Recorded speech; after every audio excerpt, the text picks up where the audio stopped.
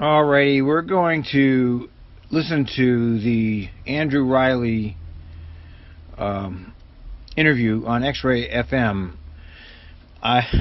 This is my second attempt to do this. I did it yesterday. I tried yesterday to spend an hour, and it turned out that my software malfunctioned, so I wasn't able to do it. So we're going to do it again today. We're going to listen to this interview. I was able to catch part of this interview while I was waiting for a plane, and I was with Jason McHuff, and we were listening to part of this, but I was at an airport at the time, so I couldn't listen to the whole thing.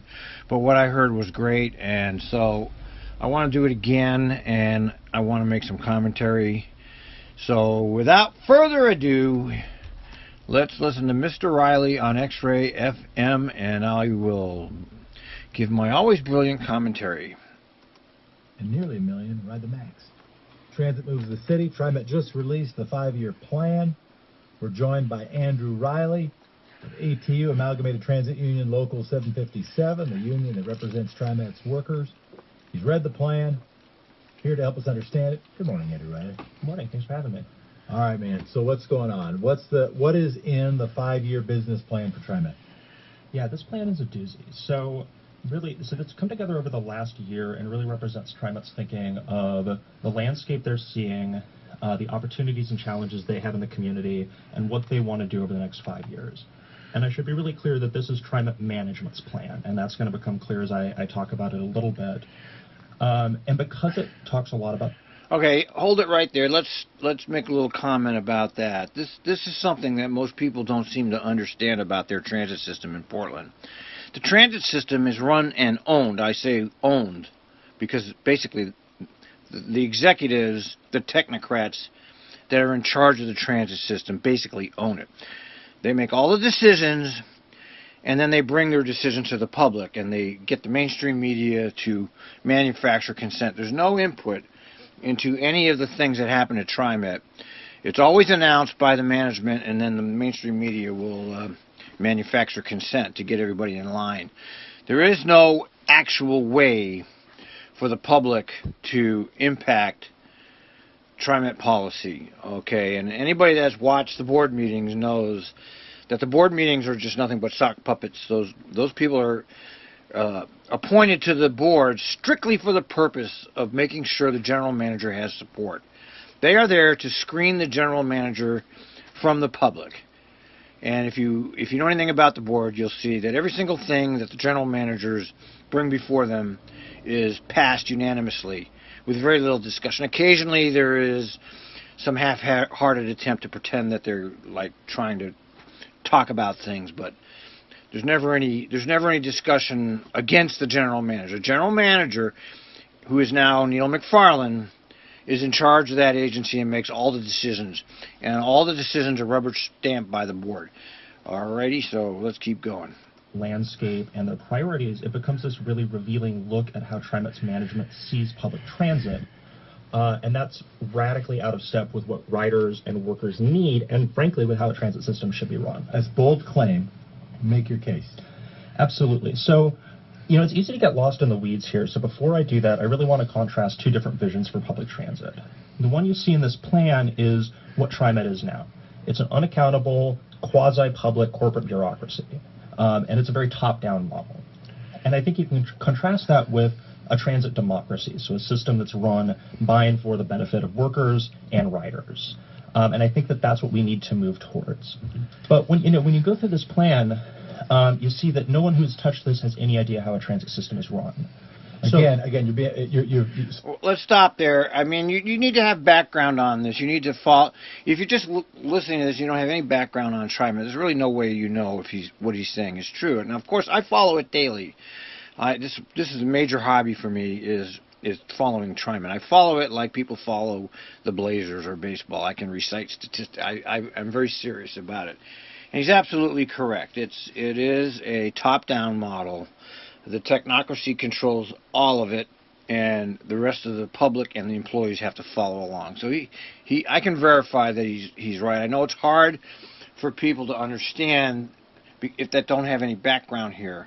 And I know that people say, "Oh, Al's just a disgruntled employee." Blah, you know, they do everything they can to discredit me, and I know that, but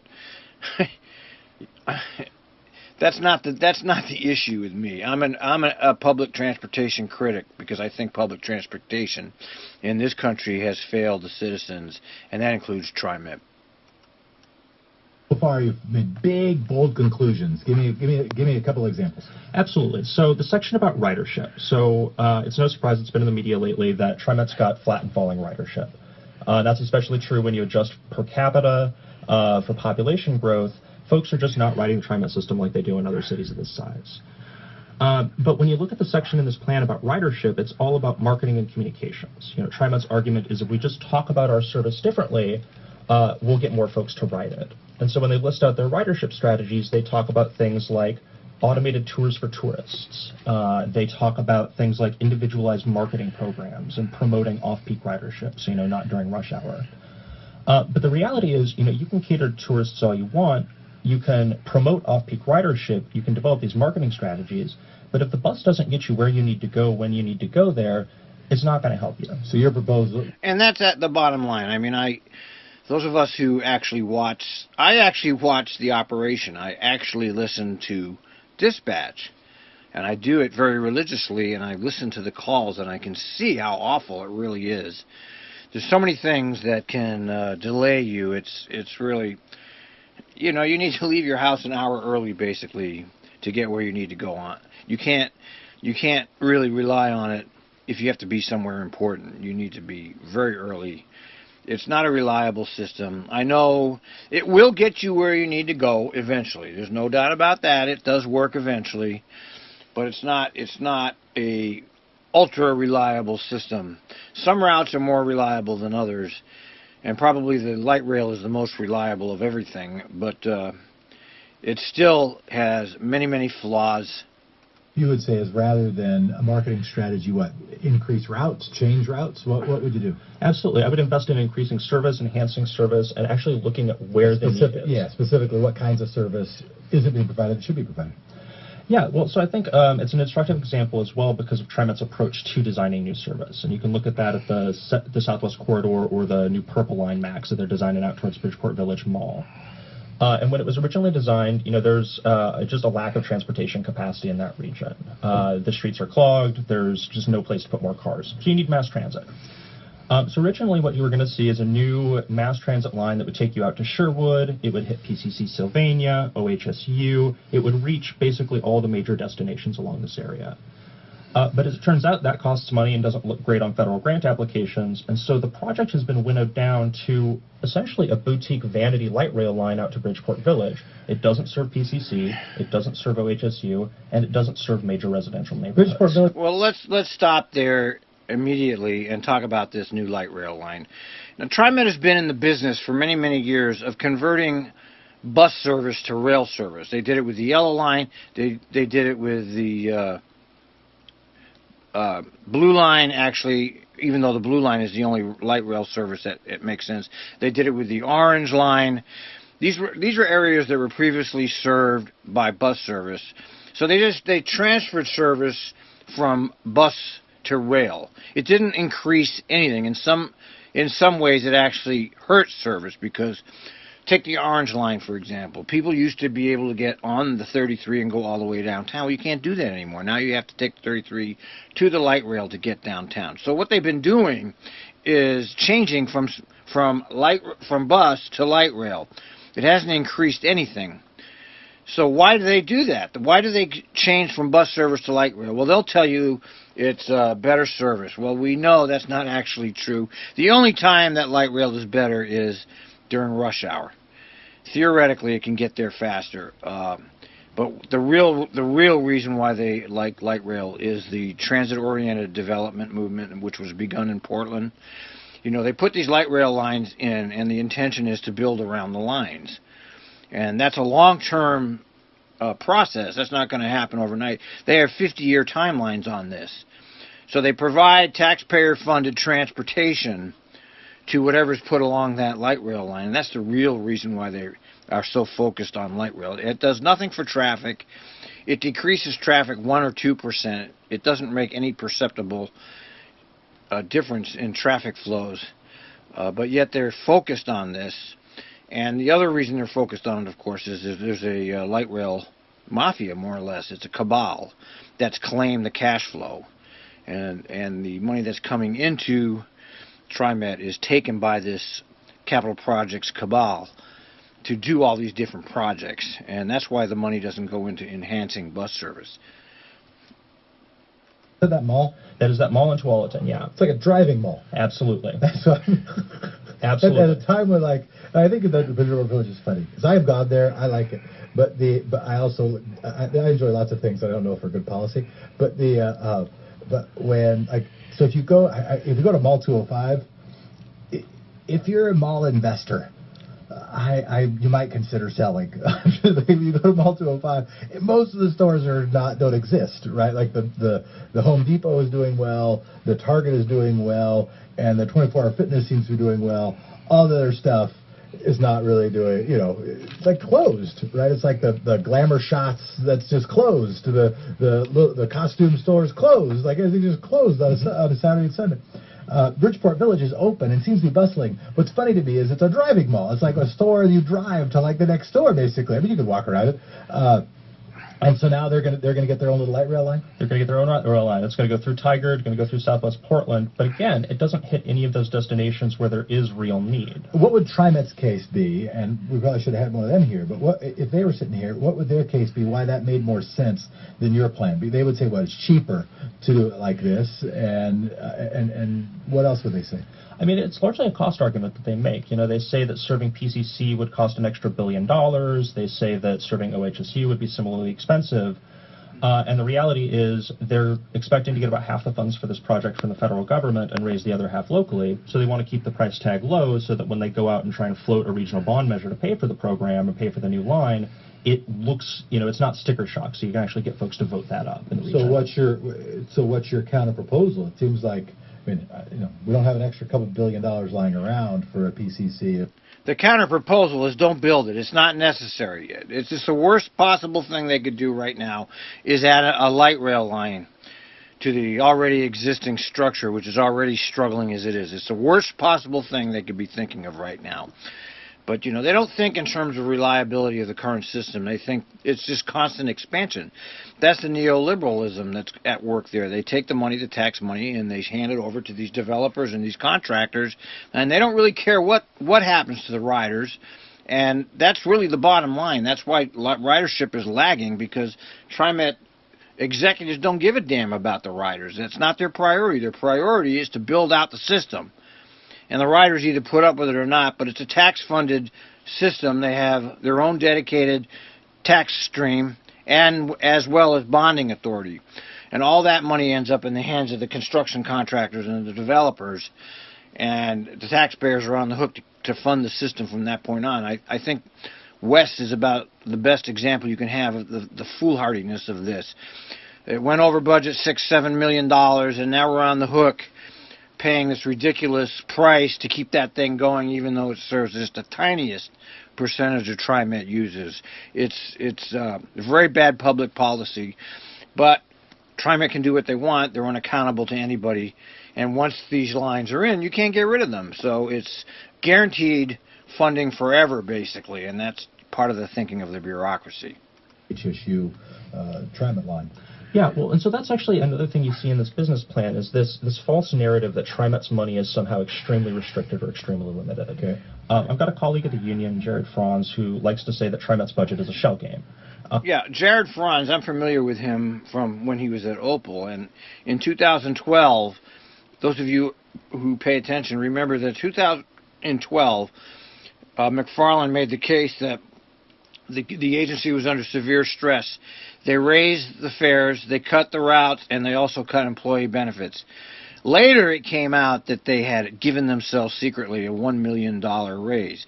And that $1 million, by the way, is not just a one-time thing. That's compounded year over year over year. So that $1 million is going to end up being hundreds of million dollars over time. So they finagled that, and basically they lied to everybody about their budget problem. And Jared Franz exposed that. He got no publicity for it. Nobody really noticed it. The mainstream media ignored it. I'm one of the few people that understands that he actually exposed their fraud.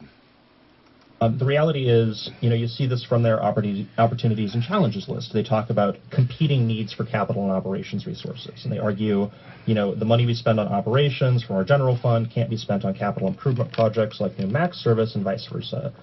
But the reality is that only comes into play when it's something that the writers, the workers, or the community are demanding. There generally is money for a lot of these different projects, and you can see that in their budget, right? They allocate money between those two funds all the time. So there's this false narrative out there that TriMet just doesn't have the money to provide these projects. The other thing I'll say is that they have a pretty wide latitude to impose taxes and fees and raise funds for themselves. They have a lot of authority as a district. So your proposal is that they raise taxes and raise fees so that they can fund a PCC line? I think we should look at that. Yeah, I think that that's an option. I wouldn't say that, we should raise taxes, 100% to pay for this kind of thing, but we should definitely look at all the different revenue options, and we should look at some cheaper options for providing service. TriMet and Metro that's working on planning this argues that Max is going to be cheaper long term, and they discounted things like bus rapid transit and dedicated right-of-way. But that's and that's not even true. Max is not cheaper long term. You factor in the capital construction, and it's like 30 years before you recapture the capital cost. So that's a fraudulent argument. That's a fraudulent argument. Like Max is going to decrease traffic flows. That's a fraudulent argument. They built out all these TriMet lines, and traffic in Portland has gotten steadily worse. So there's no evidence to support any of that, yet they continue forward. And why do they continue forward? Because there's nobody to stop them. That's why. So let's talk about bus rapid transit. For people who don't know, basically that's giving a bus sort of prioritized, maybe even a dedicated lane, so a bus can go really fast. So it doesn't have to stop as many times. It stops to pick up people, drop people off, but it doesn't have to stop quite as many stop signs. It doesn't have to stop at quite so many lights. It doesn't have to be as slowed as other traffic. So you'd give sort of a bus fast lane. And you say the bus rapid transit is cheaper over time. It's certainly cheaper at the front end because you don't got to. You don't even need a bus rapid transit. I'd bring your attention to the Portland Bus Lane Project, which is right now lobbying to get bus lanes. Just a bus lane. Forget about all this construction shit. Just make some lanes for the buses. And they can't get that either because that's all wrapped up in another bureaucracy. And you can't move the bureaucracy to help the citizens. I mean, you see this at every level of government, all the way down to TriMet. There is no way to impact the system to actually help the people that need to use the system. And you can look at all levels of government. You'll see the same thing. All of these cash flows, all of these tax farms are claimed by special interest, and they're not giving it up. And there's no way for the public to wrestle control from these special interests. I mean, TriMet management is there for developers and construction contractors. That's what they serve. Track, and each Max car is more expensive than a bus, but over time you do need more drivers, which maybe ATU likes because you want members, which is good. And what else? But the math has been done, and bus rapid transit is cheaper over time. I think TriMet would quibble with this, but our position is that bus rapid transit is cheaper over time. When you look at maintenance, when you look at labor costs overall, it's cheaper than providing service, and it's more flexible. What about emissions? About emissions, I think emissions can be a separate issue, especially because TriMet is moving towards electrification of buses, so there are ways to mitigate that on buses. But the reality is, because bus rapid transit is more flexible and generally can kind of work its way through a community in different ways, you see higher ridership, which is going to get more cars off the road. Let's also talk about bus rapid transit. You can move it. It's not stuck there forever. I mean, the other problem with rail is once it's in, it's stuck forever. You can't move it. And that's another reason why the bureaucrats like it, because they know that it will be a cash flow for them forever. It can't be moved. I mean, I'm not a light rail hater. Like, all light rail is evil. I don't believe that for a second. I believe light rail can be very useful when done properly. The Blue Line is a good example. I think a light rail line to Vancouver would be in order. That's something that couldn't be replicated by a bus. But all this other stuff, the orange line, the yellow line, well, the yellow line would eventually be part of the Vancouver line. The Tiger line, these are something that you don't need light rail 4. This would be much better. You don't even need BRT. You just need express buses. That's all you need. But they're not going to talk about that. That's not part of the discussion at all. Does TriMet care about ridership? If you ask me, I think they don't. Of course they don't. Because a guy, he's actually, No, they don't care about ridership. Said this. He's actually a friend of mine. This wasn't a conversation with me, but somebody else was having a conversation with me where he said, I don't see increasing ridership on TriMet as my job. He's a member of the TriMet board. Okay, did you hear that? He just said one of his friends talked to a TriMet board member, and the TriMet board member said, I don't see increasing ridership as my job. That tells the story. They're not there to service the riders. And those of us that watch this know that already. They're not there for us, okay? That's not their role. The rider is secondary to the mission, and the mission is the cash flow has to go to the developers and the contractors. And he says, which left me wanting to follow up question, well, what do you see as your job? How do you think, and I still, rather than just assuming all of your conclusions to be true, let's assume, and at least for purpose of argument, assume that you're right, that they don't prioritize ridership enough. Assume maybe something else you seem to be hinting at, which is if they're prioritizing ridership, they're doing it for Bridgeport shoppers more than low-income or lower-income sort of PCC attendees. Why do you think is that? If there's something wrong with TriMet, what is wrong with TriMet? Yeah, well, and I think diagnosing it in one sweeping sentence is going to be hard. I mean, I've actually got about 10 pages of notes in front of me right now. Just read them all out loud. Yeah, well, so I'll see how fast I can get through them. But the reality is that the corporate culture at TriMet is broken. And you mentioned a board member, and I think that that's a really good example, right? You have a board of directors that's appointed by the governor and confirmed by the Oregon Senate. And the confirmation process is totally perfunctory. I once calculated that the Senate takes about 4 minutes on average for a confirmation hearing for a TriMet board nominee. And that's not a joke. That's literally about the average time. The governor's vetting process is totally opaque. And so in practice, you get folks on the board who don't understand transit. There's one quote-unquote regular transit rider on that board, and he's a convenience rider.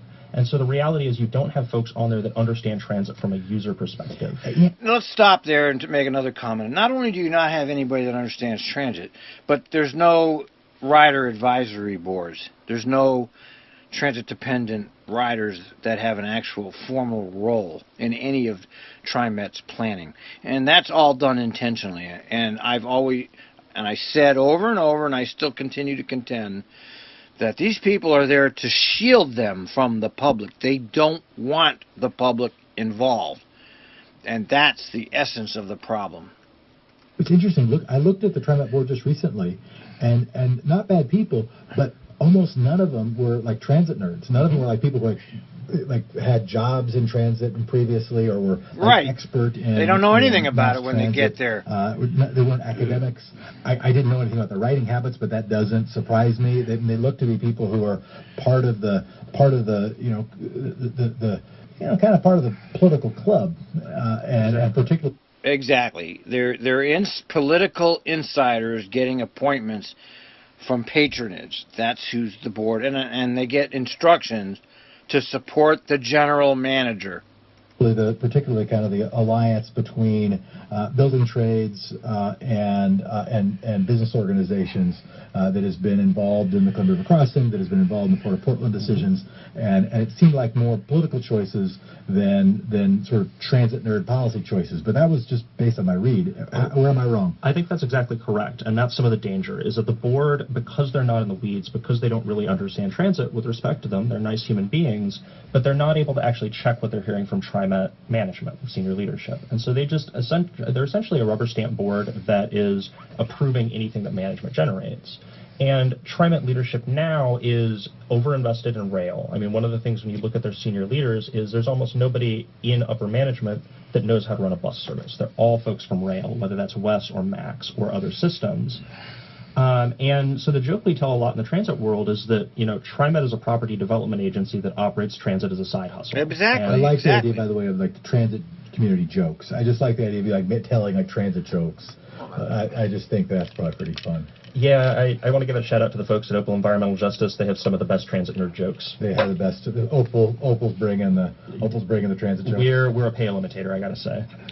All right. So you're saying the TriMet sees themselves as there for property development? You know, whether or not they would admit that, I think that that's the function they play. You know, you can look at the Southwest Corridor, the Purple Line as an example, right? That's the Bridgeport Village one? That's the Bridgeport Village one. So that's a classic. It serves Bridgeport Village.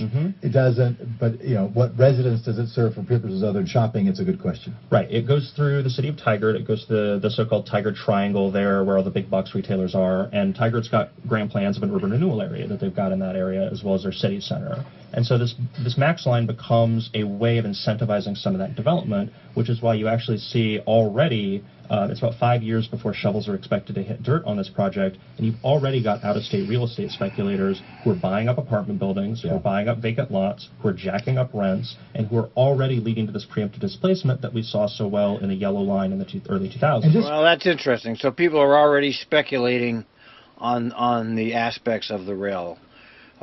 Yeah. Those of us who follow this know this is true. We know this is true. It's not easy for people who don't follow it to understand this. But if you can even watch an HBO series about this, if you want to watch True Detective Season 2, they talk about rail, okay? They're talking about rail. That whole Season 2 revolves around rail corruption. And believe it or not, it actually hits the point. So if you want to see something, a dramatic series revolving around rail corruption, watch HBO's True Detectives Season 2. These dots, because I know we're getting kind of in the weeds here, which is good. It's good. We want to do that. Is months ago we did cover the Bridgeport Village. That there had originally been a plan to include affordable housing in Bridgeport Village, but it was scuttled, so it became really just a driving mall. And so now we're investing public money. It's like, oh well, we'll just let the free market work, but that's not how it works. It doesn't. The free market doesn't really exist. We have a subsidized and regulated market. The question is how much subsidized and for what? Regulated for whom? And right now, it's subsidized not for low-income people. Bingo. It's subsidized for, I don't know, the people who will make money on Bingo. Absolutely. Well, he's it's right. Interesting. You know, I was out on a tour of the Southwest Corridor about a year ago and was talking to an assistant planner at the city of Tualatin. And she was transparent. You know, we asked what the utility was of building a light rail line out to Tualatin, and she said, well, we're going to about double parking capacity at the Park and Ride, and that's about it. We don't want to build new housing. We don't want new retail development, but we do want more parking.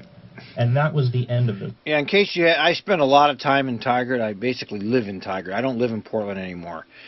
But I live on the East Coast, and I live in Tigard. I live in two places. And believe me, Tigard is already overbuilt. They don't need any more building in that city. It's already ridiculously overbuilt. You can't even drive around there anymore. It's just gone crazy. So he's right when he says at least the Tigard planners understand they're already overbuilt. They don't want any more. For the city of Tualatin. And for Tigard, you know, to their credit, they're pretty because transparent. they make money off the parking. Exactly. And, you know, and to their credit, Tigard's pretty transparent that this helps them with their economic development goals and helps them with their urban renewal program. Yeah. So it's a means to an end rather than an end in of itself. So Kate Brown's company is up for re-election. It seems like, and she doesn't have a primary opponent, but nonetheless, it seems like there could be a chance. And I don't think that a lot of the people involved in this stuff are bad people. I just think a lot of people, they don't really do transit. That's not their thing. How do you leverage power so that more sort of transit people get involved in transit decisions? Absolutely. Well, and I think in the short term, one of the ways you can do that is, you know, the governor's appointment process for TriMet Board and also Lane Transit District down in Eugene. And what I would love to see is a panel of writers, transit-dependent folks, environmental justice advocates, workers, unions, coming together to advise her on who to appoint to the board. A formal process, a transparent process, and a public one. Wow. Did you hear what he just said? That's brilliant. I haven't heard it before. He's recommending a board of transit users, transit employees, transit geeks to advise the governor on who to appoint for the board. That's a brilliant solution. That's the first time I've heard that, and that's the best solution to the problem I've heard yet. We don't need to change the way the board is governed. All we need to do is put something in place in between the governor and the appointment. Some committee of people that actually use the transit system to advise her on who should be appointed. That's just brilliant. What a great idea. If you want to look long term, there's this interesting thing in state law where Metro has the inherent legal authority to take over TriMet. If the Metro Council passed a resolution this morning saying we are taking over transit in the Portland region, inside of 15 days, TriMet would have to turn over the keys to everything. including their debt, budget, everything. And so I think long-term we can look at some of these ways of making TriMet a little more accountable, a little closer to the public, rather than this standalone agency that operates kind of in the shadows. Yep. No, and what's too bad for me is that TriMet years ago, and I'm not offering my own conclusions about how TriMet is now, so I'm not necessarily contrasting. Listen to this. Let's just say Listen. your case is true. Listen to what he's going to say. We'll have somebody on from TriMet soon, but 25, 30 years ago, TriMet was viewed as the best transit agency in the country. Right. And one of the 25, 30 years ago, they had this incredible bus service that reached every section of Portland and ran 24 hours. It was incredible. Those of you who remember the old bus mall, it was really an incredible view. It was incredible, that bus mall. There was nothing like it in the United States. Okay, I remember when I first came to work at TriMet and they were teaching me the mall, I was like, wow, this is goddamn incredible. But that's all gone now for the rail, and TriMet is no longer even a model for anybody anymore. And this is what the host is talking about. Things have changed. Understanding why things have changed is important. Andrew, I want to thank you a lot. Where can people find out more? You can check out our work at www.atu757.org. We're also on Facebook at ATU757. Thanks for your time. Thank you. Yeah, that was really a wonderful interview. He hit all the points. But you can't hear any of this stuff on mainstream. People that don't understand the issues will never understand it because they are not allowed to hear the issues from any actual media that would be considered mainstream. XRay FM or whatever it is not mainstream. It's a counterculture media. So people never understand the issues that are involving their transit, and TriMet knows that. And TriMet has fairly brilliant people in their marketing. I mean, I'm always amazed at their marketing programs. I'm amazed at how good they are at that. They really know how to market themselves, and that's just an incredible thing. And I watch it from my perspective as a transit geek and as a former employee, and it just amazes me how good they are at that. Anyway, that was a great presentation by Andrew, and I want to thank him for going through that and putting that up there.